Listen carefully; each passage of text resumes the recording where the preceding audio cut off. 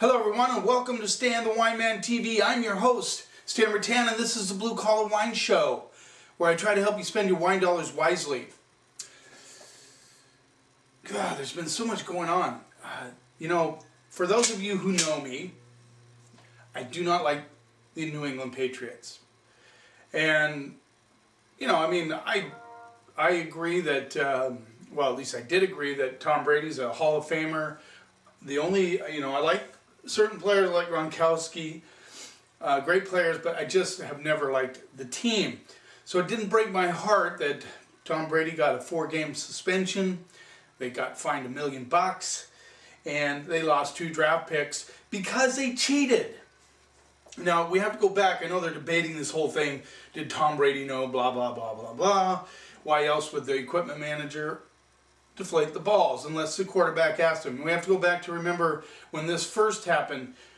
Troy Aikman and John Madden both said that it has to be coming from the quarterback. There's no other way that guy would deflate the balls. Otherwise, he'd be in trouble with the quarterback. So, all that, I think we forget sometimes, that sort of thing. But anyway, enough said.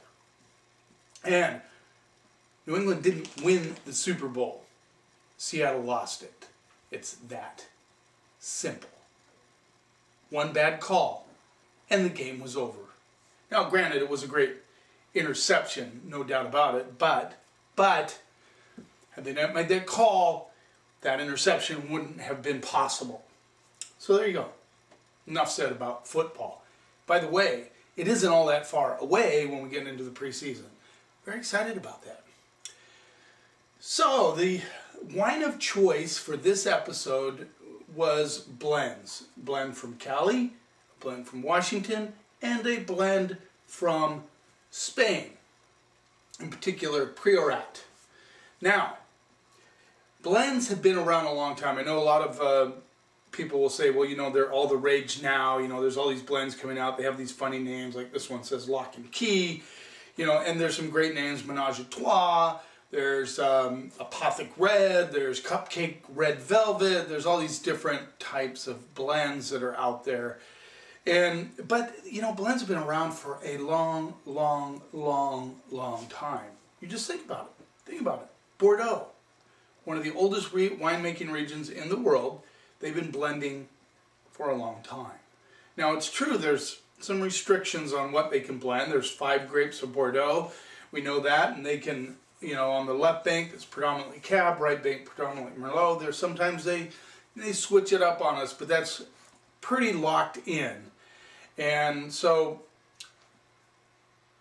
that being said, blends, and same with Spain. Spain's been a wine-producing country for many, many years, hundreds of years, and they have done blends. So, we know blends, in the Rhone Valley. Another classic example of blends, think of Chateauneuf du Pape. I think they can use up to 13 grape varieties in that wine. So blends have been around for a long time.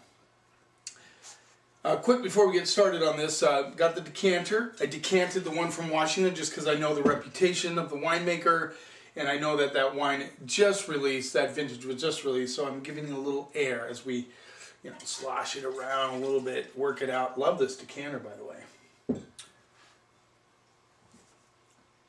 Real quick shout out to a couple of new subscribers. Devin, thank you very much for subscribing. And Vicky, it's great. I'm glad you're subscribing. I hope you're watching this episode. Here's a shout out. Slowly building on my subscribers. I have a funny group. I have a large wine group, and they just are resistant to subscribing. I don't know why. I don't know if they're not YouTube savvy, whatever it is. But if you're watching this video, please subscribe. Because what subscriptions do, it gets me in a different realm in YouTube. It allows me to do some different things that I'm not able to do if I don't have a certain amount of subscribers. So subscribing isn't just for my ego. I like having them. Of course, it means a lot to me. Not for my ego purposes, to know that you are watching and that you care enough to subscribe. But it also allows me some certain tools. And, I can't force you to subscribe, or I don't want to force you to subscribe. Let's put it that way. But I would appreciate it if you would hit the subscribe button, subscribe to my channel. You don't have to watch all the episodes. I would never wish that upon you. But you know, I hope you're enjoying these. I hope they're educational. I hope you're learning something. And nothing brings me greater joy than finding a great wine for you at a reasonable price. Even if it's expensive, I want to be able to help you to spend your money in a wise way. Let's get started right away. Enough of that. Lock and Key Meritage, North Coast, California, red wine, 2011. And they do not put the blend. Now, I didn't look these up just because I want to make the point. And I don't know about you, but I get frustrated when they don't put the blend in on the back of the label. Don't have to put percentages, just give us a general idea of what's in that wine. I think for all of us that's important. I don't want ingredients, I don't want any of that garbage on there. That's my opinion, of course, but I would like to know what the varietals are. Okay. Give it a little rinse here. One of the reasons you rinse your glass, and I think I mentioned this before, is just to get the soap out of it. You know, maybe, you know, if you hand washed it, which you probably did, just make sure you get a little bit of that soap out so that it doesn't alter the flavor of the wine. That is why I rinse them. All right, Lock and Key Meritage. I believe it costs money to use the term Meritage. Not positive about that. Things have changed, times have changed. They used to have to pay money to use Priorat or Meritage. I think Meritage is something they have to pay money for. Not positive if they do anymore or not. I have to do some research on that. Let's see what we get on the nose. A little bit of licorice, a lot of cherries. I'm getting a little blackberry action coming through. This has like a dusty element, like a minerality, but more of a dusty, like old dusty wood. And I get a little bit of red plum on the back end. I like the nose on this. It smells just a touch hot. I know it probably irritates you guys when I do this. I'm not going to look for very long, I promise. Looking for the alcohol content. And that's another frustration. Oh, there it is. And I probably won't be able to read it. 13.9, so, you know, I mean, they can fudge a percentage either way. Most of them fudge down on it. Just smells a little, I'm getting a little kick of alcohol on it. I'm getting an interesting, like a beet component coming through. Like a fresh, you know, like a, not like a stewed beet. I like the nose on this. Let's see what we get on the palate.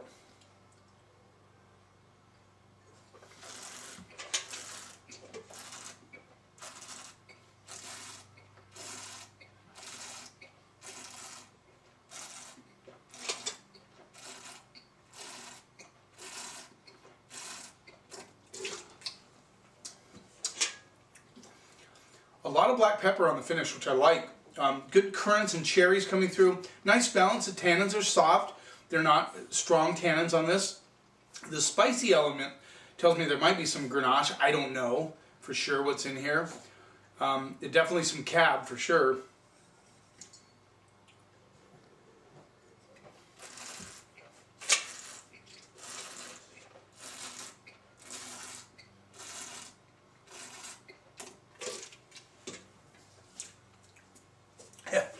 Licorice nose, a nice licorice nose coming through. Has a little brightness on the back end. I get that red plum action coming through on the backside. This is a good wine. 15 bucks.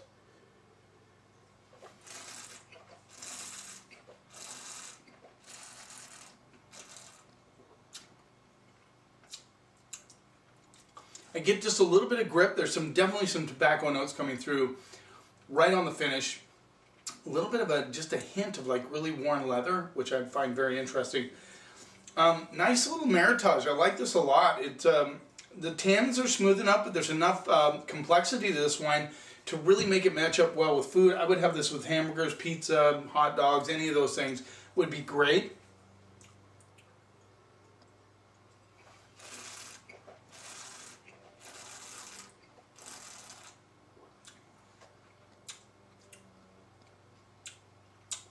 Finish is just, you know, not slightly thin. It has nice seamless flow across the palate, which I really like.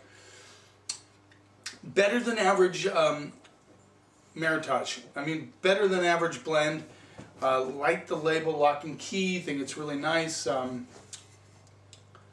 Vented and bottled by Lock and Key Wine Company, St. Helena, Napa County, Cal. Anyway, good stuff. I'm going to go B plus on that wine. I think it's good for $15. That spiciness, I like that a lot. Yeah, I'm going to go B plus. I was trying to figure out which direction to go on these. I hope I did the right way. Now let's go to the, I'll do rinse with out of the bottle.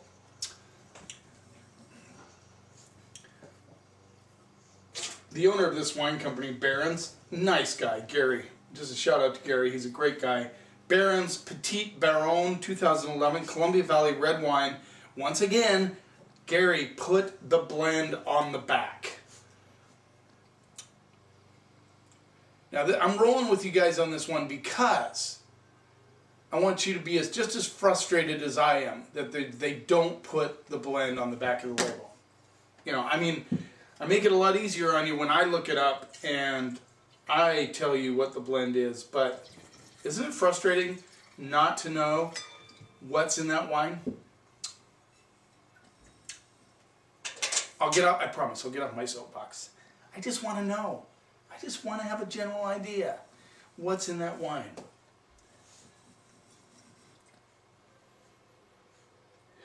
It says a little green tobacco.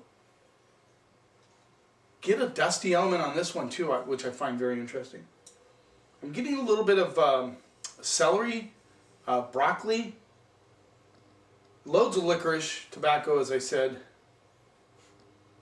Nice currants. There's a really nice currant element on the nose, big time. Even almost to the raisin edge, but not quite.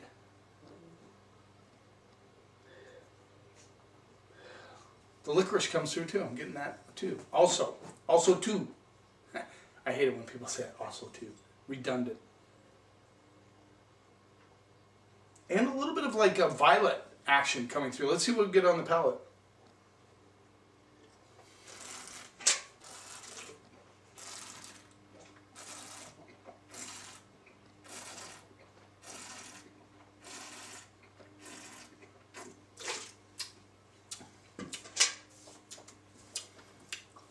I've tasted this wine in the past. I've never been as impressed with it as I am right now. Nice bottle of wine. Good structure. The tannins are solid, but they're smooth. So they're a little polished, but have a little bit of a, they're smooth, but there's edginess to them. Just underneath, a little bit of minerality. The currants are nicely integrated with the tannins. And there's good acidity to this wine.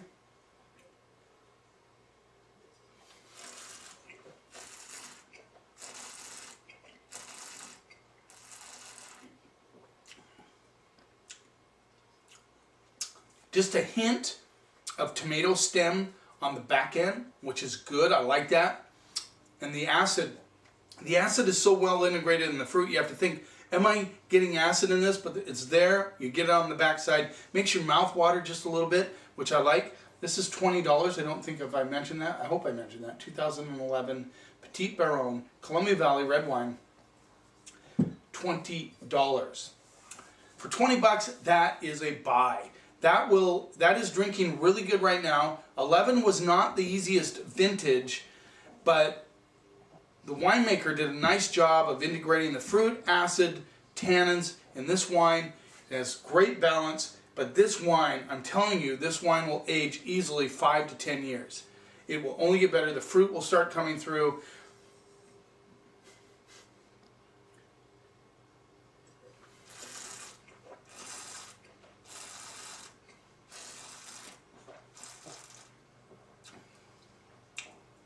A little bit of a serious grip on the backside of this one. Great food wine. I could have this with stews, with steak. Lamb would be really good. A lot of different things would go with this wine. And the finish is carrying on. And I get that violets coming through big time on the finish. I like that. I like this wine. I'm going to go A-. For 20 bucks, I'm going A-.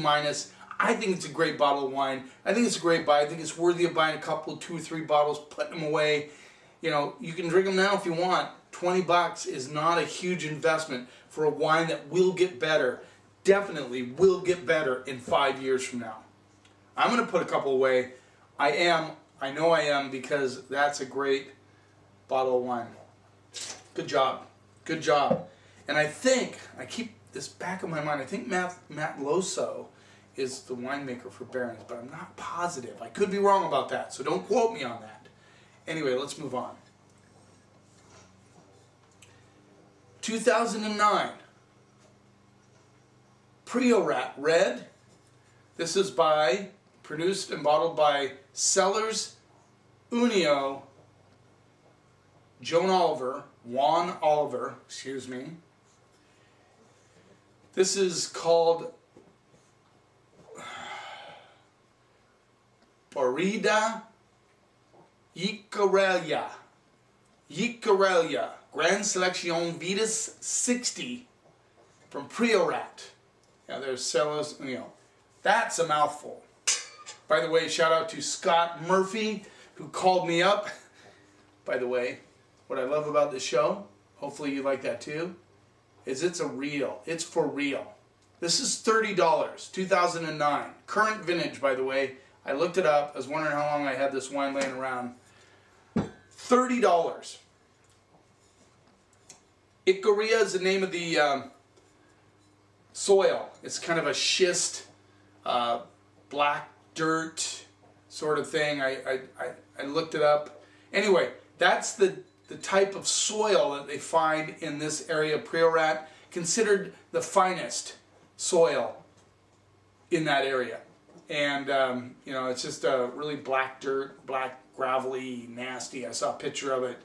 This is, now, shout out to these guys, 40% Grenache, 40% Carignan, 10% Syrah, 10% Cabernet Sauvignon. Thank you for putting that on the back label. If I ever accomplish anything on this show, I hope wineries understand how important it is to all of us to understand what's in that wine. I know even new wine drinkers like to look on the back of the label and say, oh, that's what's in this wine. And what that does, without getting on Google and looking everything up, is it enables us to identify flavors and characteristics of wine. Why does this have spice? Well, because it has that in it. Why does this have currants? Because it has that in it. I guarantee you both of these have cab in them. I know that for a fact. But what other elements? A Meritage, I would think, would be Cab Merlot, Cab Franc, maybe a little Malbec, maybe a little Petit Verdot. I believe that Barron's put some Petit Verdot in their wine. But, you know, it'd be nice to know that. And I hope you aren't angry with me for not looking it up, but I did want you to experience my frustration. And you're not going to experience that if I blurt out what's in that wine and then talk to you about why I'm frustrated it's not in there. Does that make any sense to you? I hope so. It makes sense to me, but, you know, what can I say? Oh, and back to Scott Murphy. A shout out to him. He called me up. I don't know if you remember the Prosecco. Maybe you can go back and watch that. And by the way, I'm as, you know, I butcher names sometimes. You know, I'm a wine guy, but, you know, phonetically sometimes I have a hard time with names. But anyway, he called me up and he said, repeat after me. Valdo Biadini. Valdo Biadini. That's the area up in Veneto where they produce Prosecco, and I appreciate it. I've never forgotten that. And that was not that long ago. Valdo Biadini. I butchered it big time, and, you know, so, you know, don't feel bad if you pronounce a wine name wrong. The main point is that you understand what you like or don't like, and to be willing to expand your palate. Don't let anybody intimidate you by saying, well, that isn't how you say that. This is how you say that. You don't say Vino Verde, you say Vino Verde. Well, you know, if you say Vino Verde, it's okay. I'm not going to get mad at you. I'm not, unless you want to know, I'm not going to correct you. Okay? Unless you want to know. And I want to know. So I appreciate Scott Murphy calling me. So let's see what's on the nose with this. No, okay, I said it wrong. I thought that was a B. I could. Rorida Yicarela. No, L. Yicarela. Raya. Jicarilla. Remember, 2 L's in Spanish are pronounced as a Y, so it's Jicarilla. Vitis 60. Mostly Grenache and Carignan. A little bit of stink action, a little bit of tobacco, almost like somebody put a little bit of sweaty socks in the tobacco. But not bad, not bad at all. I mean, sometimes us wine geeks, we like a little bit of stink, but in this case, I think this is an appealing nose. Tobacco comes through big time. I get a little bit of I can almost smell the soil, and I've never smelled Jicarilla soil. I hope to someday. I hope to go to Priorat. Priorat is over on the East Coast, right below Penedès, where they make all the cava. Right over there on the East Coast, right on the Mediterranean, up in the hills. Get a little bit of leather.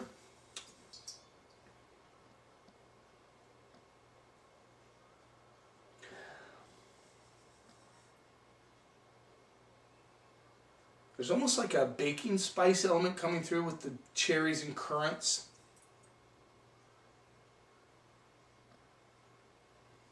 A little bit of licorice, if I haven't already said that. So the fruit notes in this aren't the prominent part of this wine. Let's see what we get on the palate.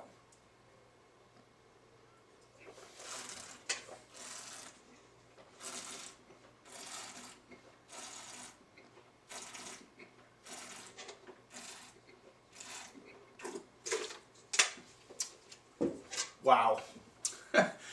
Wow. Interesting, very spicy, very black pepperish, white pepper notes. A lot of like rubber boot action underneath, which I find very interesting.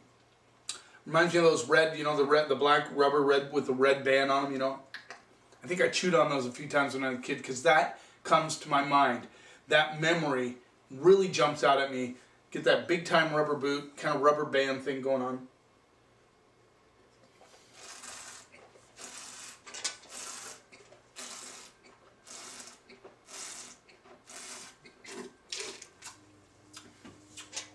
Nice acidity. I'm getting like this currant, black cherry, plum in there, big time. A lot of spice. That spice just carries through all the way through the finish. Long, long, long finish. Got a little bit of heat to it, but not bad. Good balance. I get a lot of minerality on this wine. Lots of minerality, meaning lots of like dusty rocks, crushed rock, kind of a gritty almost minerality coming through.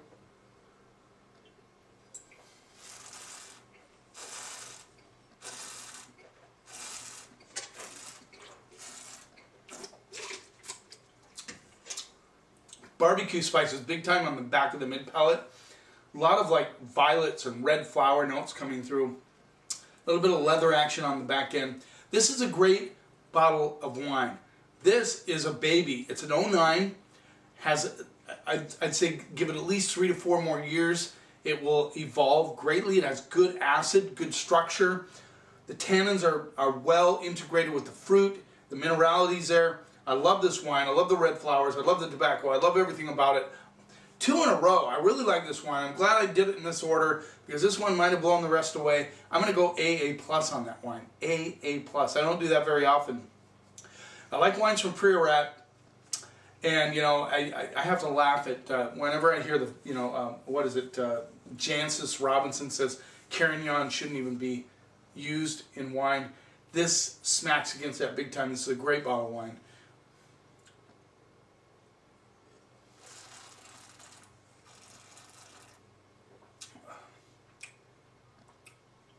Wow. So worth $30? Absolutely. Love that petrol, that rubber element coming through right underneath. It's not a prominent part, but it's there. I like it. It makes the wine very interesting, very complex. Thanks for watching.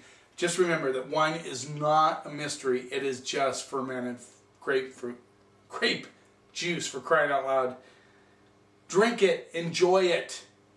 Be willing to try new things. Go out and buy a Priorat. See what you think. Try this one. Yicarelia, Relia,